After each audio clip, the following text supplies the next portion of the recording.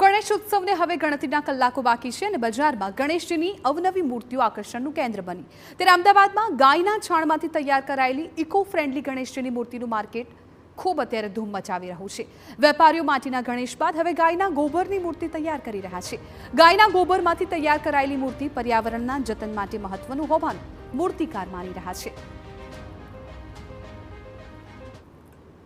ગોબરમાંથી બનેલી મૂર્તિ પ્રદૂષણ કરતી નથી. પાણીમાં તમે નદી તળાવમાં તમારા ઘરે બી તમે વિસર્જન ડોલ કે ટબમાં કરી શકો છો અને એ વિસર્જન થયા પછી તે ખાતર સ્વરૂપે થઈ જાય છે, જે તમારા કુંડામાં બગીચામાં ગમે ત્યાં તમે નાખશો તો ત્યાં આગળ એને સારું એવું ખાતર મળી રહેશે. એટલે પ્રદૂષણ નહીં થાય પણ નવસર્જન થશે. તો ગણેશ ભક્તો પણ પોતાના આરાધ્ય દેવ આવે ગણેશજીની ઇકો ફ્રેન્ડલી મૂર્તિ ખરીદવાનું વધુ પસંદ કરી રહ્યા છે. એટલે કે માર્કેટમાં હવે માટીના ગણેશ બાદ ગાયના ગોબરમાંથી તૈયાર થયેલી મૂર્તિની ખરીદી કરીને સ્થાપન કરવાનો ટ્રેન્ડ વધી રહ્યો છે.